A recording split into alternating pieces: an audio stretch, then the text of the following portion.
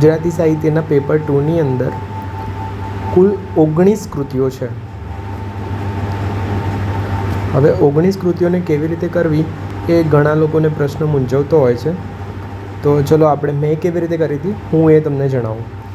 તો કૃતિઓને પહેલાં 2 ભાગમાં વિભાજિત કરી લઈશું. એક ગદ્ય કૃતિઓ છે અને બીજી પદ્ય કૃતિ. હવે અહીંયા ધ નથી, આ દ અને યનો મિક્સ છે, એને દ્ય કહેવાય. ગદ્ય પદ્ય. સૌથી પહેલાં શરૂઆત ગદ્ય કૃતિઓથી કરવાની, કારણ કે એને સમજવી સરળ હોય છે.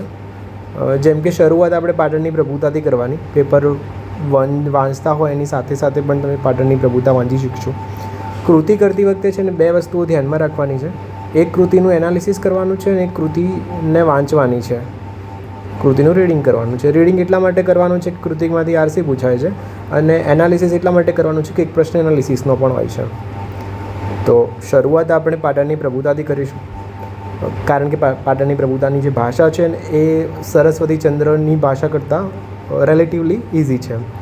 પછી માનવીની ભવાઈ તમે લઈ શકો, પછી સરસ્વતીચંદ્ર લઈ શકો, પછી રાયનો પર્વત લઈ શકો. સરસ્વતીચંદ્ર વાંચતી વખતે ધ્યાન રાખવું કે બહુ જ ચોકસાઈથી, બહુ જ ધીમે ધીમે વાંચવી તો સમજ પડશે. ઉતાવળ કરશો તો ફરીથી વાંચવી પડશે, 2-3 વાર વાંચવી પડશે, ત્યારે સમજ પડશે સરસ્વતીચંદ્ર.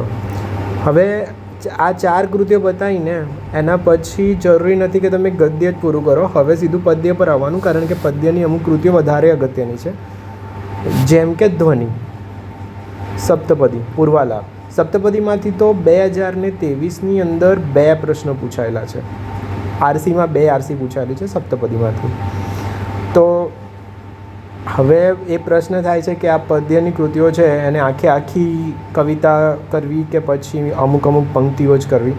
તો જેમ કે ધ્વનિ છે એમાં જે અગત્યની વસ્તુઓ છે એ કરવાની છે. ધ્વનિની અંદર જેમ કે નિરુદ્દેશ એક છે, પછી શ્રાવણી મધ્યાહને છે, શ્રેષ્ઠ અભિસાર છે, આવી અમુક કવિતાઓ છે જે અગત્યની છે, જેમાંથી દર વર્ષે આરસી પૂછાતી જાય છે. તો એ કરી લેવાની. આખી ધ્વનિ કરવી જરૂરી નથી અને કરવી ટફ પણ પડશે થોડી. પછી એવી જ રીતે સપ્તપદીમાંથી જે અગત્યની પંક્તિઓ છે એ કરી લેવાની, જે પૂછાયેલી છે અને જે અગત્યની છે. એ જ રીતે પૂર્વાલાપમાંથી પણ થશે. અખે ગીતા છે, સુદામા ચરિત્ર છે, પછી વસંત વિલાસ છે, ફાર્બસવીર છે. મેં આને એવી રીતે જ લખી છે કે પ્રાયોરિટી વાઇઝ લખી છે, કે આમાંથી વધારે પૂછાયેલી છે અથવા તો દર વર્ષે પૂછાતી હોય છે એટલે એને મેં ઉપર લખી છે. અને ધીમે ધીમે જેમ નીચે જશે એમ ઓછી પૂછાય છે. જેમ કે કાદંબરીમાંથી ઓછું પૂછાય છે. તો પેપર 2ની તૈયારી તમે આ રીતે કરી શકો છો.